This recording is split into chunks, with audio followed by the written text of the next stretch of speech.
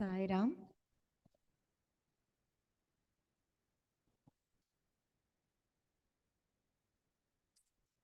Yeah, it takes time.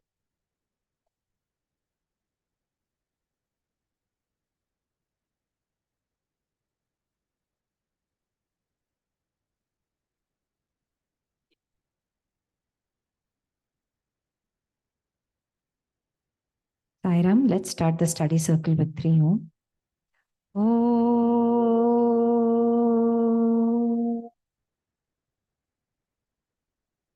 Oh.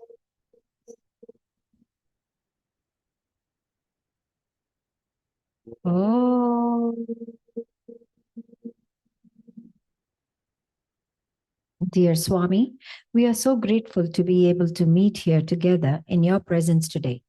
While we are here together studying your word in your Bhagavata Vahini, we ask that you open our ears and hearts to whatever it is you want us to learn. Please speak through each one of us and help us progress in our spiritual journey. Jai Sai Ram. Sai Ram, everyone. Thank you all for being here today. And just want to remind everyone to mute your cell phones if you have not already done so. Be respectful. Let's talk from the heart and let's be open minded. So a little review from last session. We had a discussion on ego. We talked about Swami's discourse on ego. Is there right kind of emotion to have? Is there a right kind of thought for that we should have? We talked about what right action is and how ego can be controlled by with service. We talked on two discourses from Swami.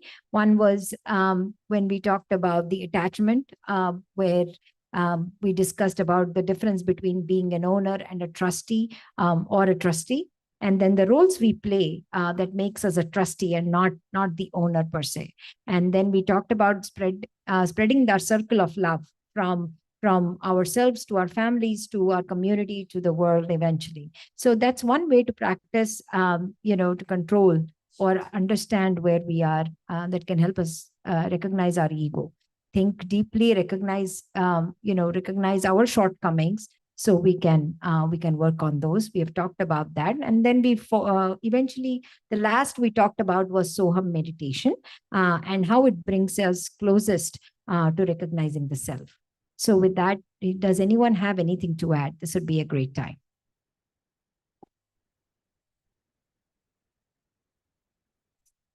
Sairam, I just was thinking about this over the week. One thing that we have to realize this body and our mind is also, we are trustee of that. We are not, it is not ours. So the body, and I think we need to extend that to the body. So in other words, sometimes when we say it is my body, that means it's obviously we are not the owner of it. So we have to take care of it as a trustee would. Sometimes when we say it's my car, I can do whatever I want, or it's like that, it's my body, I can do whatever I want. I can eat anything I want. It's my body after all. I don't mind. So we cannot abuse it because we are still a trustee of it. So we have to take care of it because ultimately we have to do, and same thing holds good with the mind also. So that was the thought I had. I thought I will share. Right. The same dimension, that's what I tried to add last week also. Since we have two components, the living and the jada. So living is the jivatma. Let it be merged into the Paramatma, and the non-living is the Sthul Shri and Sukshma Shri. Let that be, this is a part of Prakriti. Let that work throughout to serve the Prakriti. Rest of the whole word. Okay, Sairam. So if does anyone else have anything to add? Okay, so we can move on. So today we are going to go on to the next chapter, chapter 24, and this is where Parikshit is cursed, and the story moves along. We will discuss pointers from the chapter right after we listen to it. So with that, Bhagavata Vahini, Chapter 24. Parikshit is cursed. Parikshit heard from the sage Vyasa his description of the deep devotion and steady faith of the Pandavas. He was thrilled when he heard the unbounding grace of Lord Krishna, which was showered on them. The king was so immersed in joy that he scarce realized whether it was day or night. Suddenly, he was awakened by the sweet chirping of birds and the loud crow of the cock. He heard the songs with which his subjects daily welcomed the gods at dawn. The temple bells were ringing around the palace. Vyasa too realized it was the beginning of another day. He said, "Son, I must be going now." And taking the water pot which he carried while journeying, he rose and blessed the king, who fell at his feet in great sorrow. "Alas, that the dawn broke so soon! I have yet to grasp fully the grandeur and glory of my grandfathers. I have yet to fathom completely the depth of their devotion and sense of duty," he lamented. He rotated in his mind the incidents he had heard and tasted their uniqueness. He was so filled with exaltation that he could not turn to the affairs of the kingdom. In fact, he avoided entangling himself in them and sought to be alone. So he decided to go into the forest hunting as an alternative. He instructed that arrangements be made for an expedition into the jungle. Very soon, the men at the door brought the news that everything was ready and the huntsmen and others had gathered in full strength. With a heavy heart, he dragged his body towards the chariot and placed himself in it.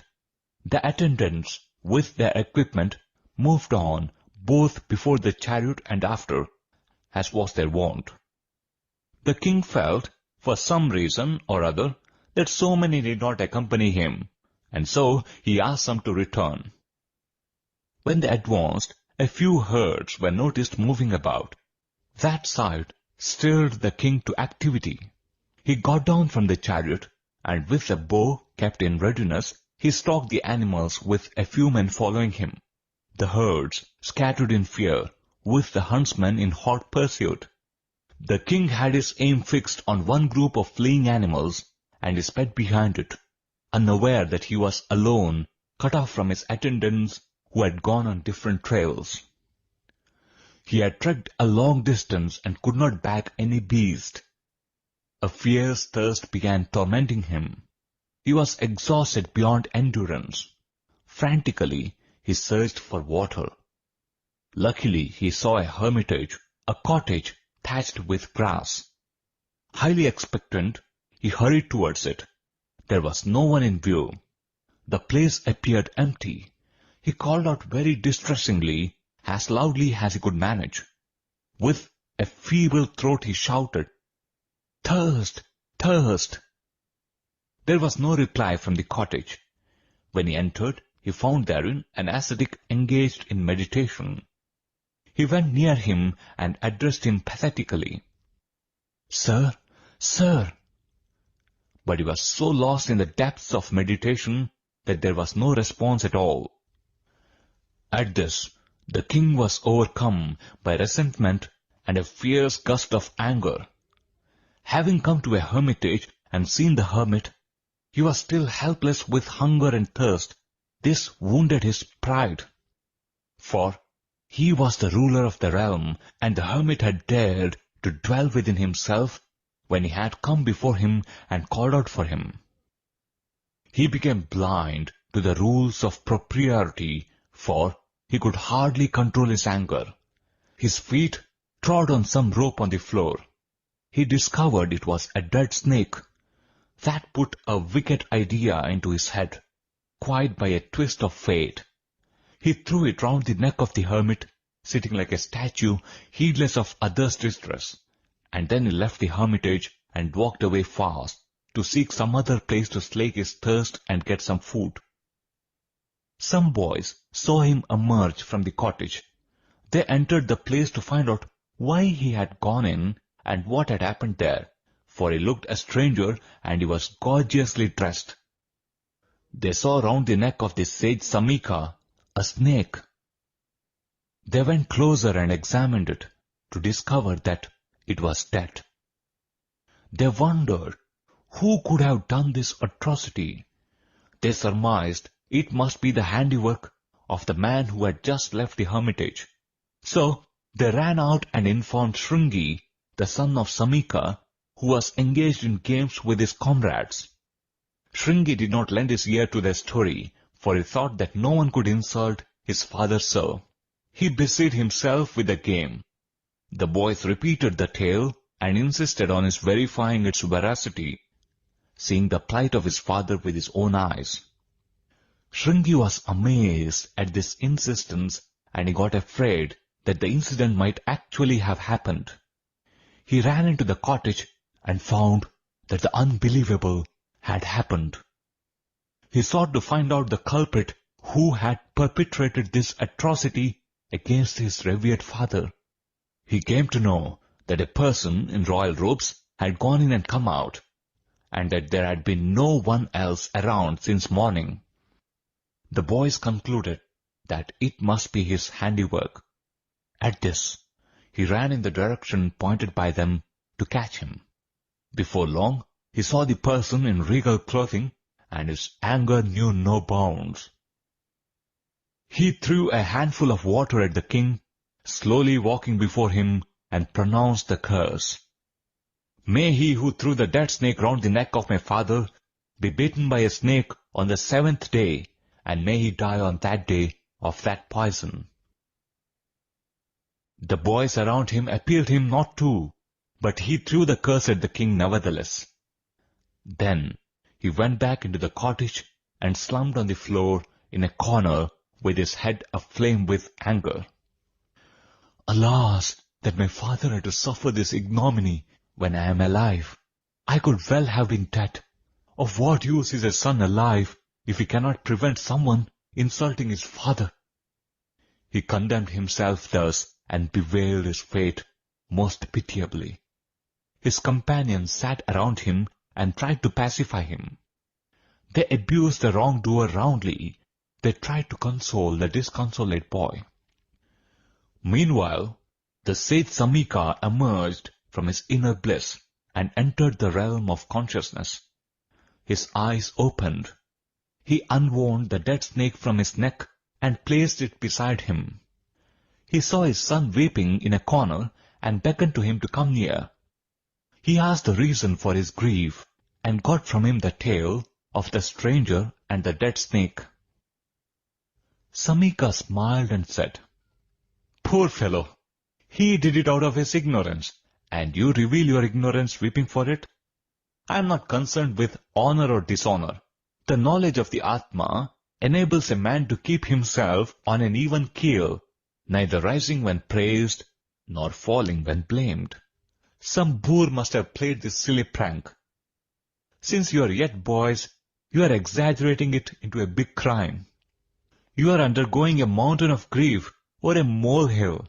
Get up and go to the playground," he said. He made his son sit on his lap and gently stroked his head so that his grief might abate a little.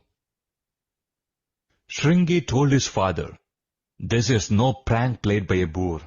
This is a terrible sacrilege committed by an ego-intoxicated fellow in the garb of a king." At this, Samika asked, "What do you say? A person in the garb of a king? Did you see him? Did the king commit this stupid misdemeanor? This silly thing can never enter a king's head." The comrades of Shringi joined their voices and testified that they too saw the person responsible for this sacrilege. "Master, we saw the dead snake and we ran to where Shringi was and brought him here. Shringi got so angry that he took the water of the Kaushika river in his hand and threw it at the person who was walking very fast, pronouncing at the same time, with appropriate ritual formula, the curse, 'Let the person who plays the dead snake die of snake bite the 7th day from today.'" Sage Samika was shocked at this news. He was astonished at the behavior of his son. he pushed him out of his lap onto the floor. What? Did you throw a curse like that? Alas, that the son of a sage should have behaved like this. What a calamitous curse for this trivial offense! Yours is a wrong which can never be atoned. You are a disgrace to the group of comrades around you, for you cannot bear with fortitude such a silly, insignificant prank. I am ashamed to say that such a boy is my son. You have no strength of mind to bear such little affronts. Oh, what a pity! Alas, that your childishness should plunge all sages and ascetics into ill fame. People will say they have not got even elementary patience and fortitude. Do not show me your face. To see it is a sacrilege. To punish people for wrongs done is the duty of the king, not that of the recluse in the forest. The recluse who pronounces curse is no recluse at all. Moved by the yearning to achieve the vision and presence of the guide and guardian of all the worlds, the recluse has given up all attachment. He has established himself in the forest. He lives on fruits and roots. He denounces all catering to the senses as detrimental to spiritual progress. That such horrid curses born of impatience and egoism should come on the tongue of a recluse is a sign of impending doom. It marks the dawn of Iron Age of untruth. Samika said, Alas, what a great sin you have added to your burden today, he remarked. He described to his son and his comrades the heinousness of the act that Shringi had done.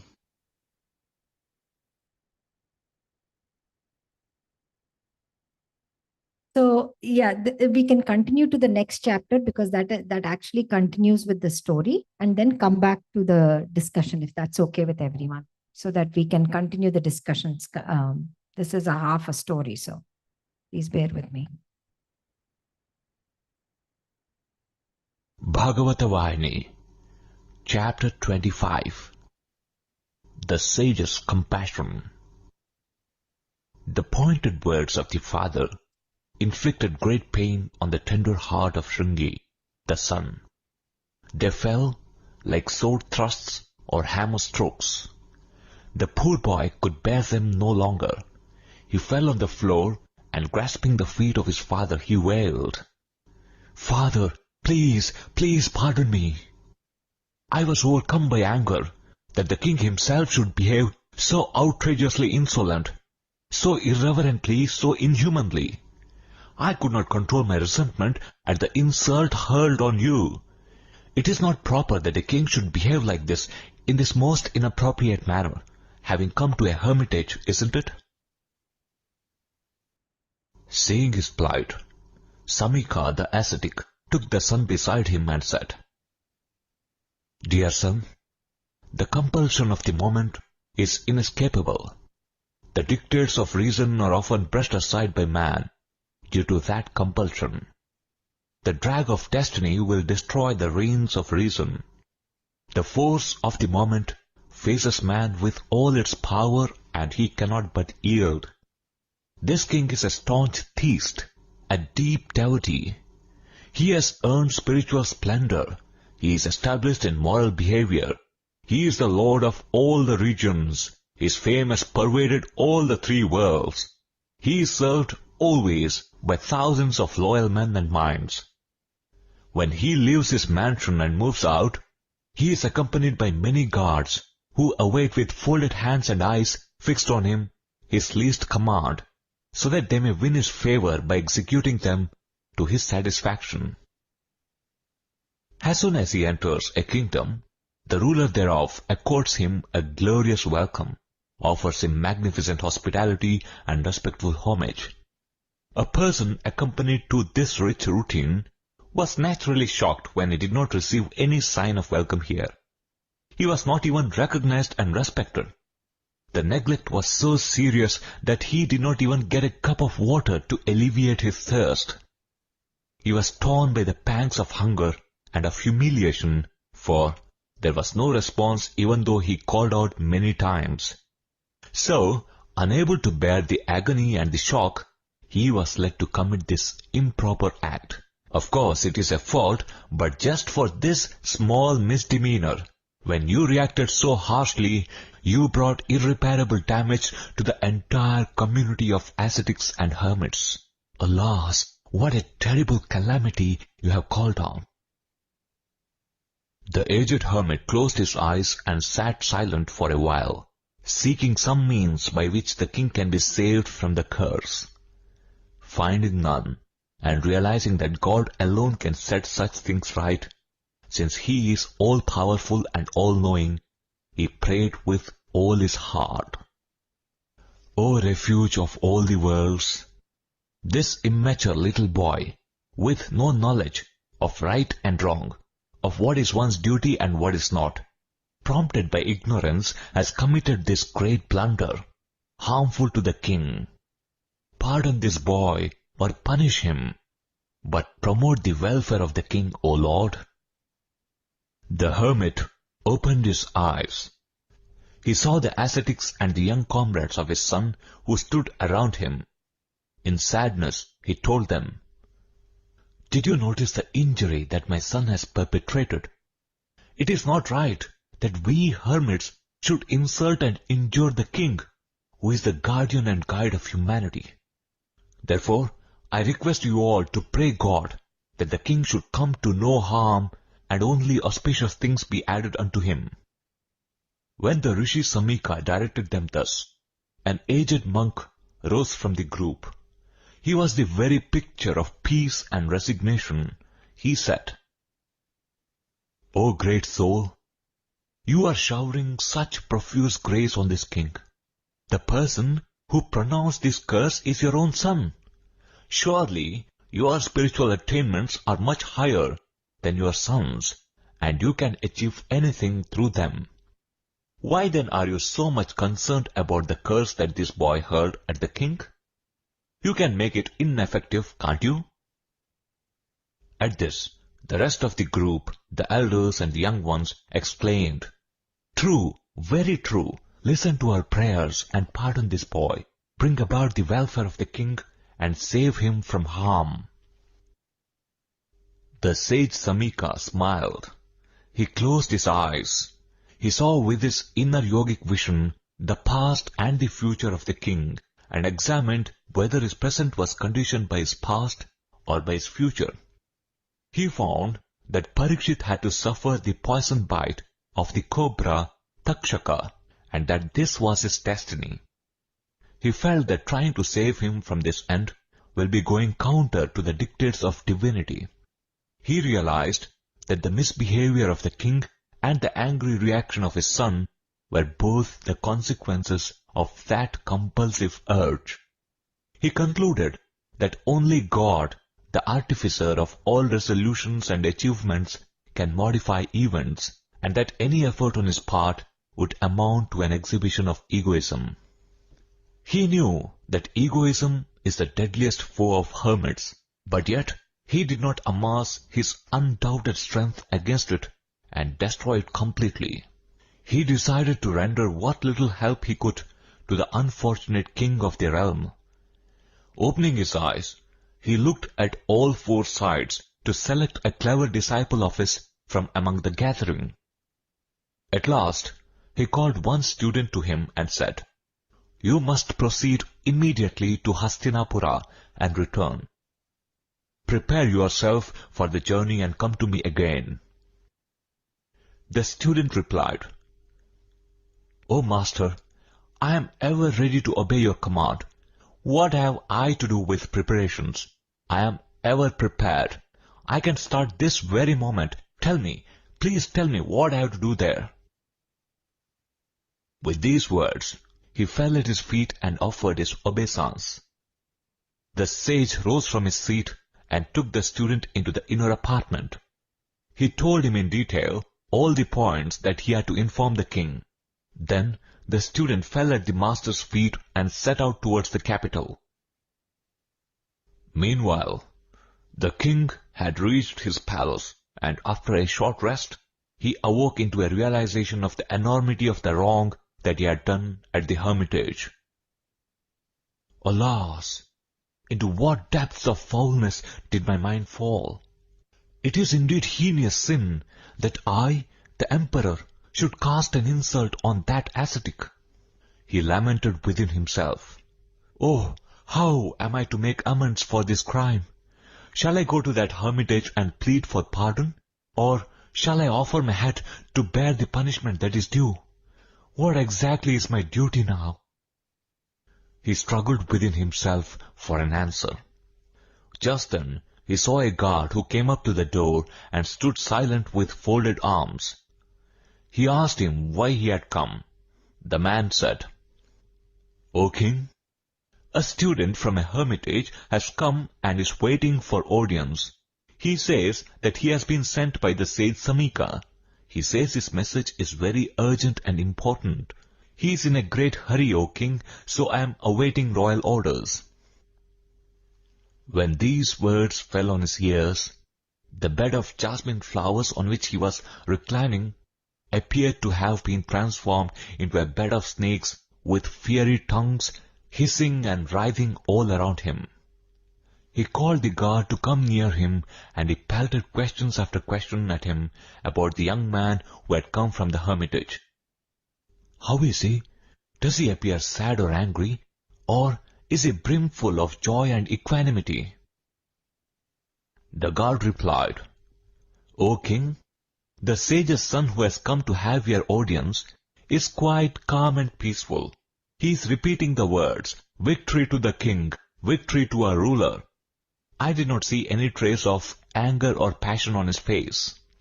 This gave the king some comfort. He sought to find out what reply had been given to the questions asked by the young student. The guard said, "O Lord, we told him the king had been to the forest. He returned only just now, and he is taking rest for a while. Please wait for some time. As soon as he breaks his rest, we shall inform him."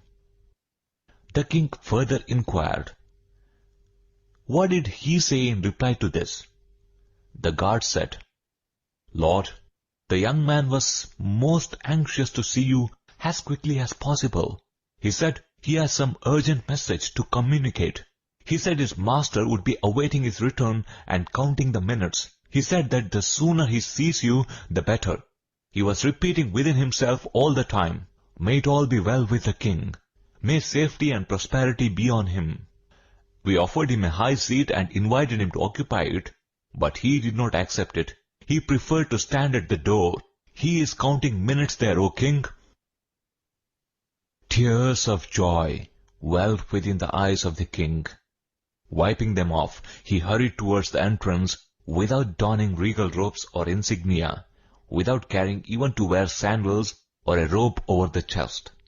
He fell prostrate at the feet of that son of a hermit. He held both his hands in his own and led him into the inner apartments, where he placed him on a high seat and himself sat on the floor beneath. He prayed that he might be told the reason for the journey. The student said, "O king, my master, sage Samika, sends you his special blessings. He has commissioned me to communicate to you some special matters." And then he broke into tears. Seeing this, the king exclaimed, "Well, tell me soon. If anything has to be done by me, please tell me soon. I am prepared to lay down my life in the discharge of my obligations. Or is my kingdom in any danger? Have I to take any measure of relief? I am ready to sacrifice anything for saving it." The student messenger replied, "O king, no danger threatens the realm or the hermits. No fear can ever bother them. But you are the very person whom dangers threaten, whom harm will overtake."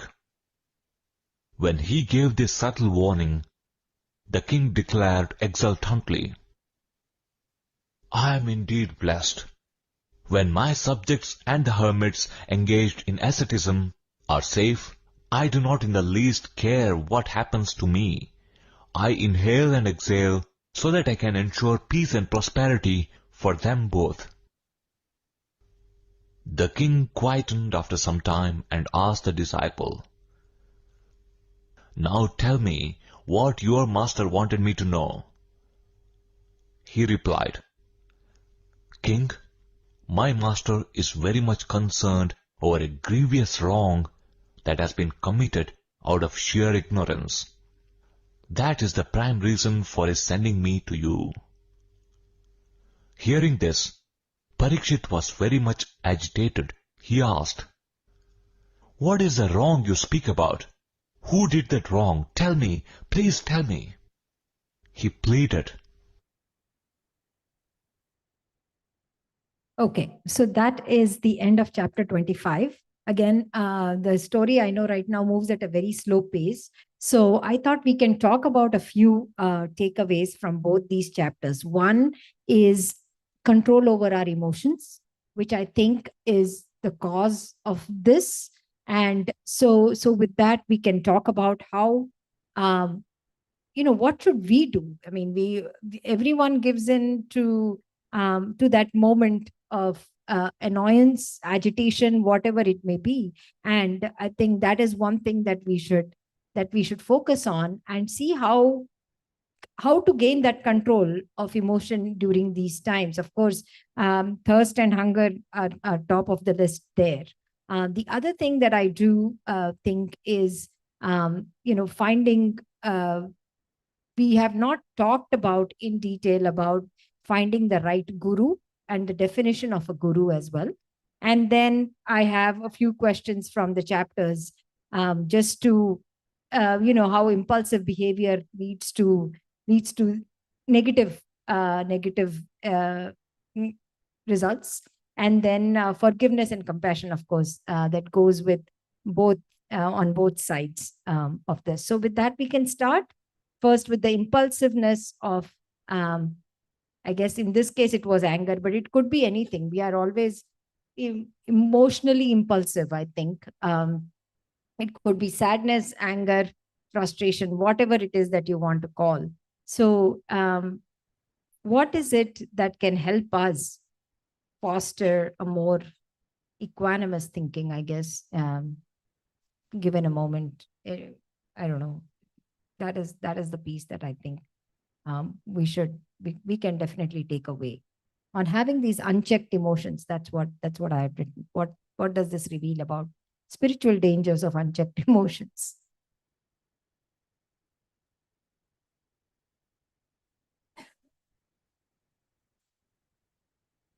Sairam. If you just look at this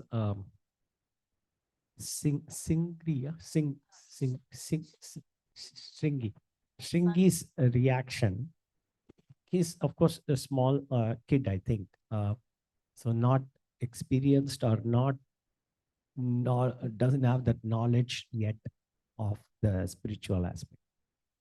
But I think if you look at it from his standpoint, the way he reacted, he thought that when his father comes out of the meditation, he will praise him because he acted to save the dishonor. Or he thought that somebody putting a dead snake on the sage is such a insult that he would be, by acting on it, the father will be appreciative, right? So the boy nobody knows the future, but the mind only plays like that. I'm just extending it to adults also, right? I mean, boy doing it, I think we should just forgive that boy because he doesn't know that one. But adults, we also do that many times because our mind gives that reasoning. Oh, that is a big sin. That person has done something so wrong. I think then the mind gives you all justifications as to what you need to act towards that.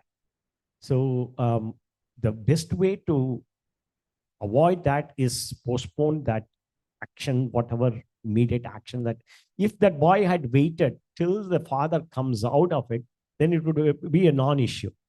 His haste in acting is what has caused this. So I think many times that's what we do. We just immediately, the impulsive thing. I know that that's what it is, but the thing is, Swami gives us many, we have talked about it in the past. Yeah.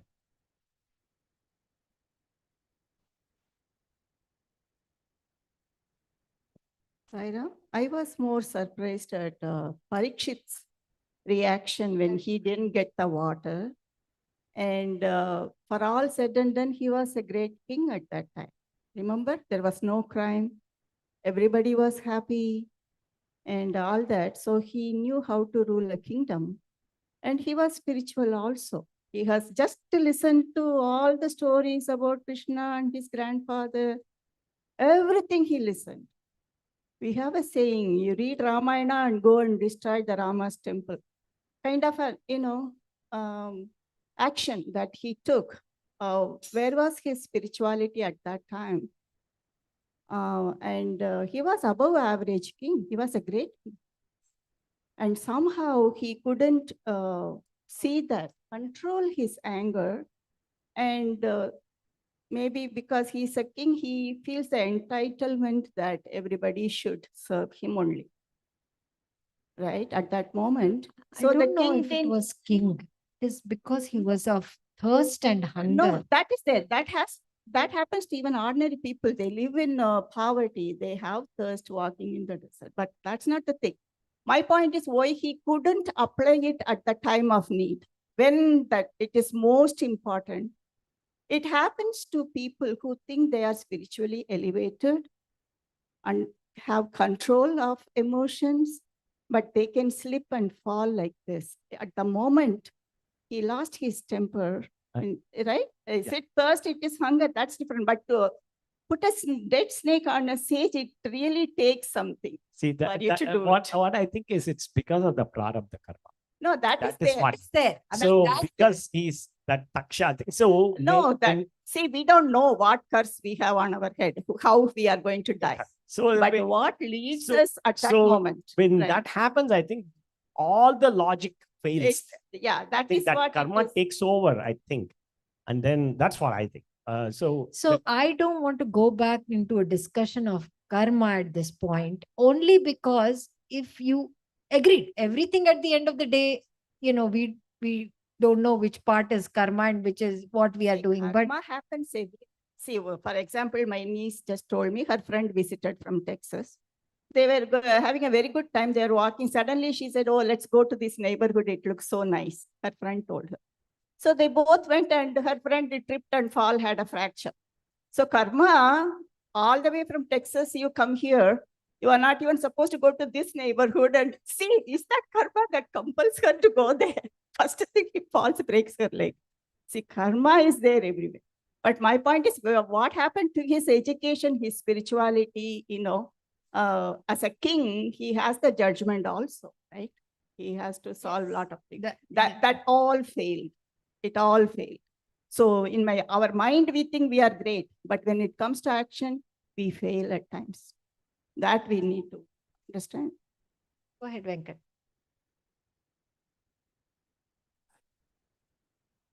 Saram, so I think, see, when we are in the tough times or struggle, whatever the wisdom we have, it all, like on the surface, it will be blank.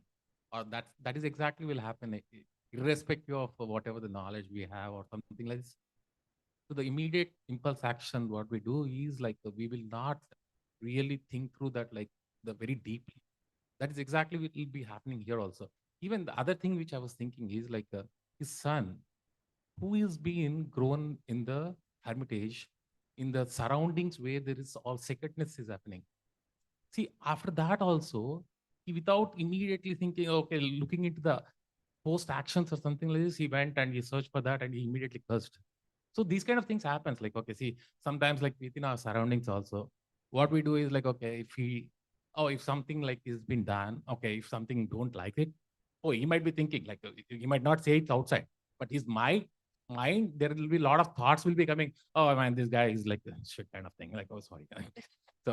So that kind of thinking will be coming.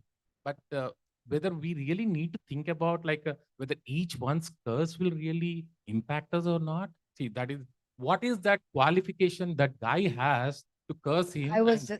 So why we need to think that like that curse really impacts me or something like this? what qualification he has that? Because that is the yuga. So it's not whether Yuga like a Treta Yuga or like Kali Yuga or something like this. If the same thing goes like whether we as Venkajit said like whether it's a prarabdha karma, like oh every life has like so much of backward kind of thing karmas we carry it forward. So if that is the case, when exactly the nullification of happens? So Yeah. we carry it, all those things. Yeah, Sairam, that's the point I was going to bring. Also, the reactions, if you look at it, Parikshit's reaction, who's a king, saintly person listening to all that, the little kid's reaction, and now the saint's reaction, so different. The saint's reaction was so different, right? That is where this karma that we do now of the age will come in handy. He didn't react like that. Why? Because of his practice, true practice. He has the gist of this, right? I mean, because Parikshit may have seemed like that, but it only takes a moment for all these the emotions to take over you. That means you are not there. How come that emotion didn't take over the saint? He's the one who woke up with a dead snake in his neck and put it aside. He could have also overcome by that, but he was not. He was in that Jivan Mukti state where he's completely balanced. It's not affecting him. Parikshit was affected. That tells us that it's not Yeah, there there's yet. room to grow. Yes. But the saint reaction also a little bit perplexing in the sense, no matter what, he's making excuses for the king's behavior. In one time, he says it is the king. He is used to that. He says all that in the story. He's not used to that. When he comes in, he expected people used to wait for him and offer him services. He didn't get it here, so he put it. It is a small thing. But at the same time, the saint gets so upset with his son. According to the story, son is only a teenager. So he's not a big boy. He's only a little kid. So why he didn't have that equanimity or thinking of, is a little kid out of passion, naturally. Children or parents, they are very protective of their parents or the children. So they will do anything. So this kid got the information, one snake, dead snake on your father's neck. He got, excited about it, passionate. And in those days, he was also not an ordinary kid. He was doing all the spiritual practices. That's where he gets the power. When he says something, it comes to fruition. It's not an ordinary kid. So those are all there, background stories. But this Rishi was also very partial. He is under the king's kingdom. He is supporting the king. It is not a big deal. He put a dead snake. Yes, he is not saying it is right, but he doesn't have to get so angry with the son. He is ready to disown him. He says that, you are not my son. How could you do that? Why the Rishi couldn't see that, the child's development and why he did all that. So there is some issue there. Yeah, Sairam, I right. disagree because he said both are ignorant. At the very beginning, he said king was ignorant, you were ignorant. The action. So actually, I wanted to address the first thing that Venkat was talking about. Yeah. So I'm just thinking about what it means in our life. Okay, so we get into these kind of situations in the work life. In these days of technology, if you have a conflict with a person, best thing would be to go and speak to them in person. We generally do not seem to be doing that very much. So we shoot out, email. That's one lesson I've learned. When you are in an emotional state, you compile an email and then send it out to the person.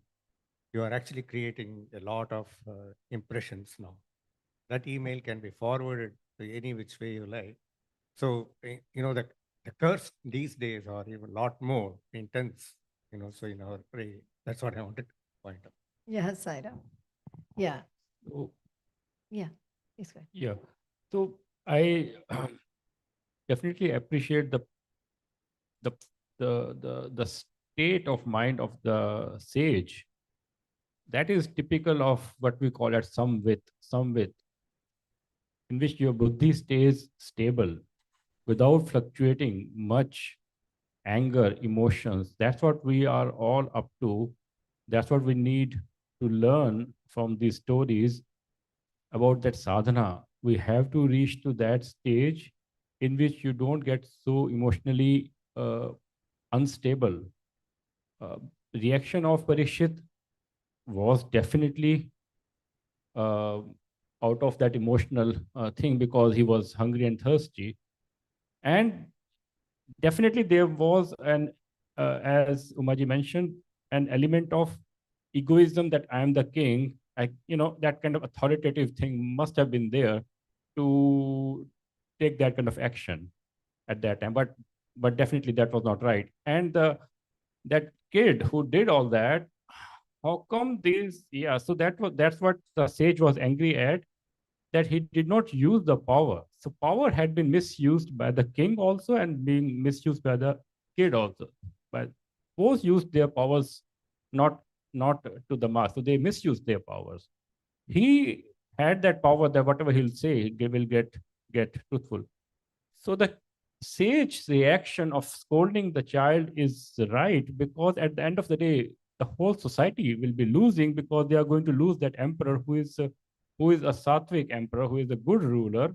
And just because he gave the curse, we are losing a big, because of one mistake, we are losing a good emperor. So sage was rightly scolding the kid. Saram, so as Uma said, when he said, see, he's a kid, but in our daily life also, let's take our own examples, because we look for our kids, like when we say something and if they do something wrong, we immediately really scold them. It's the same thing happened, like over there, like, okay, this sage has really taught all these things to his son, and if he's not reflecting and if he's mistaken that thing, immediately he's cursing it. I don't see anything difference kind of thing what we do to what sage has done. And in that, we also lose our temper, and also he also loses his temper. See, what I think is, it's not like the sage was angry at his son. It is more like telling him, because the son is confused. He thinks, I'm just extrapolating. I'm just putting myself in the son's position. The fact that somebody has thrown a dead snake on his father, who is meditating, who is deeply evolved spiritually, the son knows that. And when he acts on that, he expects his father to say, you did the right thing. Okay, that's what he expects. But his father's reaction is completely opposite to what the son expects him to react. So at that time, the son is confused as to what is the gravity of this. Did he commit a sacrilege by throwing that dead snake on you? Or is that something I should not be concerned at all? So the sage is, because of his spiritual evolution, he is able to tell him that this is insignificant. The king must have done all these things. That's why he must have acted this. It's such a petty thing. You should not have reacted. And that too, you should have gone to the extent of cursing. So to make that point clear, he would have told all that to the son. That's what I think. It's not that the sage is admonishing or angry at the son. I don't see that way. I think he's just explaining the reason why the king would. Yeah, I see that. Yes, please go ahead, Shankar. Yeah, so we just, the kids are here, and Om is here. We just talked about Bhagavad Gita, second chapter, the first 2 or 3, slokas in that. And Krishna starts talking in the second chapter. Right. And so one of the things is, first chapter, Arjuna comes out and he's in, very unhappy mood. Correct. And saying that, this is not the right thing to do. I just want to withdraw. And so he puts down everything and sits down, totally unkshatriya, with all the preparation he has come. He was actually expecting, like this kid, he was expecting, telling Krishna, see, this is really wrong, He expected Krishna to say, yeah, you're right. We should not be doing all this wrong. Let's go home. Right? But that's not what Krishna did. So Krishna told him, no, you have to figure out what you are prepared for, what, kulam you are coming from. You are actually a Kshatriya. Yeah. You have thought about all this, and then this war has been, and all of a sudden you come here and give up everything, and, and then say you will not do what you're supposed to do. Yeah. So it's almost like, he's daunting. Krishna is daunting Arjuna. And so that's exactly what I think here the Rishi is doing to his son.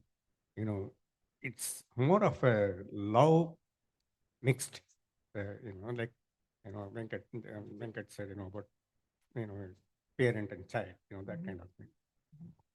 Yeah. No, I agree totally. But again, somehow forgiveness and compassion doesn't play in this because there is no way to take it back. That is kind of surprising. But then again, maybe I'm That exactly I was about to say. Giving those powers to a kid, is also not. which is irreversible power. There's no antidote to it. That's something of worrisome. Yeah. Of less qualified. I mean, he is qualified to throw the curse, but not to take it back. Nobody can. So we should be. Arrow leaving the bow, you cannot take it back. It has to go hit the target. Use the arrow. Smart Yeah. is to use the arrow. Yeah. It has to hit the target. Yeah. But see, the thing is, forget about the curse. In this case, curse is an I mean, like dying in the next week is extreme. This one. But even in our real life, when you shout at somebody, or when you say something bad or something unpleasant, that stays. You cannot take it back. Once you said, it is going to be there forever. That word that comes out, that's why it's very, very important what we say, when we say, how we say. All these things are very important. That is true. But so speaking of which, again, coming back to the chapter, recognizing one's own mistake. So even King Parikshit was in remorse. He was regretting his action as well. But how can that open the doors for learning or for humility? So in this case, Parikshit in general was a humble person. He was not that, but it was out of his character, at least from what book and how the way his life has been. It is uncharacteristic of him to be angry and throw a snake, first off, throw anything, in fact. And then how is that? How can we bring about in our own lives? We do uncharacteristic things all the time. I do it all the time. It's not, I mean, I recognize it when it is uncharacteristic of me to say something, or do something. I'm like, why did I do that? It's very easy to go back and say, oh, that's my karma, so I can. But that becomes an excuse. That is what I'm saying. Yeah. See, I feel like practicing the mindfulness is all important. It's all about the mindfulness, like whatever we deliver it and all, as the Venkatji said, like it's when you practice that, when you do that sadhana of the mindfulness, that is exactly where you'll get the control of your mind and deliver what you want to do. That is a tough part. I know it's very important, but being mindfulness is more important. Yeah. See, the thing is, I think it's a evolution, again, spiritual evolution. So it's a sadhana. First time, for example, as a child, when we are growing up, we make a lot of mistakes, but then face the consequences of those mistakes. Then we learn from them. So in this case, I think he might have been perfect in all Parikshit. Might have been perfect till then, but he made that one thing. So and then he learns it in a hard way, probably. But it's a lesson just not for him, but for all of us.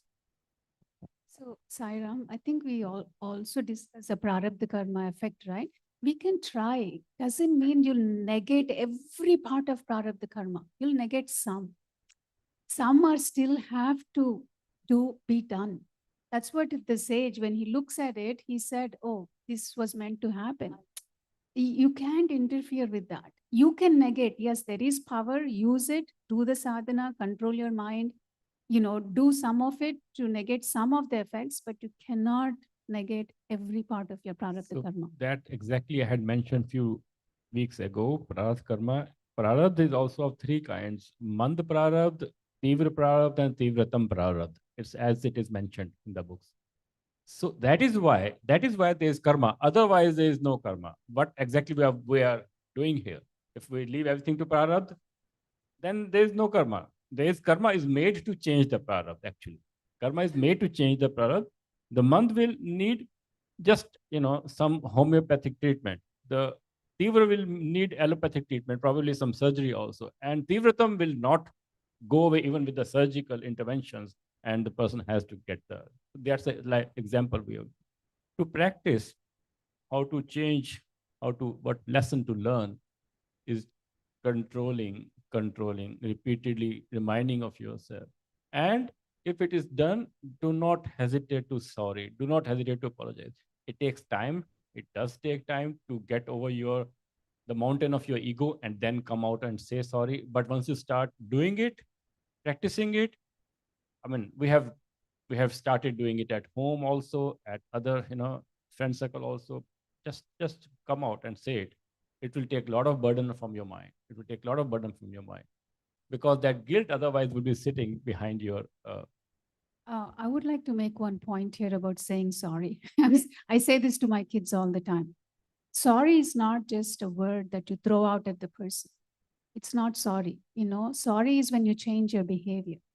That is the real sorry you're looking for. So I want to make sure that we understand. Very good point. Yes. Right. See, the karma effect of karma, suddenly we are shifting into karma.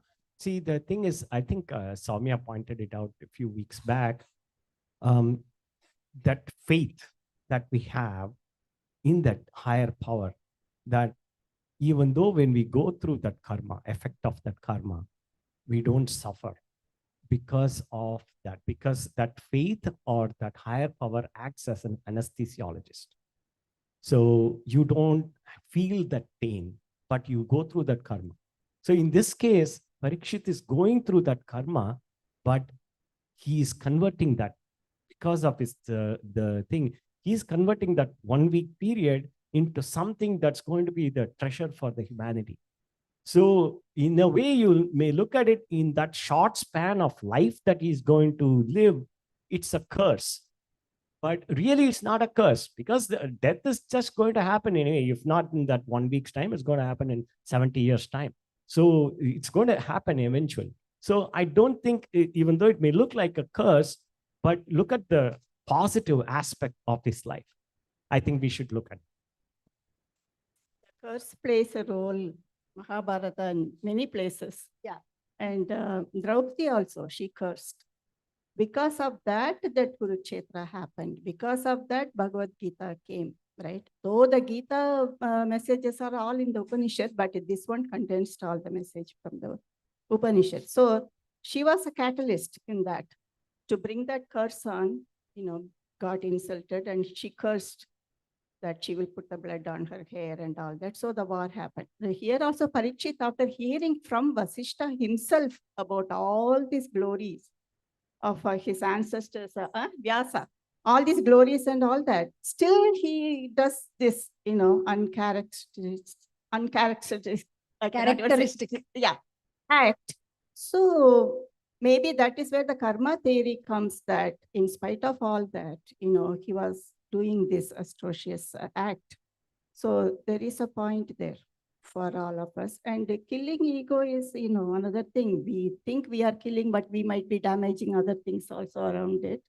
That is a very tricky part. Yeah. So, we can say all we want, going beyond ego, I am doing this, but lots and lots of practice, Yeah. Yeah. So we started talking about karma. Okay. So how do we need to really recognize, or understand, what is my karma? See, especially as you mentioned that, it is trying to pacify or soothe kind of thing, with the faith what we have it, whatever we do it. See, otherwise, if this is all been considered as a predetermined events that we have to have it in our life, then I have one thing is see, this war has been fought in the Kurukshetra is between two two brothers' families itself. Yeah. What is the karma of all the soldiers who are fought in that? Why so many soldiers have to die for 100 people and 5 people? So it's lakhs of people. What is their karma? To serve these people? So to answer that question, we should not be talking about prarabdha unless we have tried. We have tried our best to do the best. Still something happens, then you blame it on the prarabdha. Otherwise, we'll be revolving around the story. Oh, Correct. it's a prarabdha, it's a prarabdha. Let's move beyond it. And the other thing which we need, I mean, I think I should practice is not to say, not to throw a curse on anyone, not to say bad on anyone, not, we need to practice it to stop yourself, Don't Yeah. think bad, don't say bad. Whatever happens, don't say bad, don't think bad. It is a matter of practice only. We practice it, practice it, practice it. Whatever has to happen to that other person who has done wrong to, God will take care of it. Yeah. We So have with to that, have that kind of we faith. have to end. Okay. Sorry, Sairam. We are at time. So let's end with Om and Three Shantis. Om Shanti Shanti Shanti Sairam.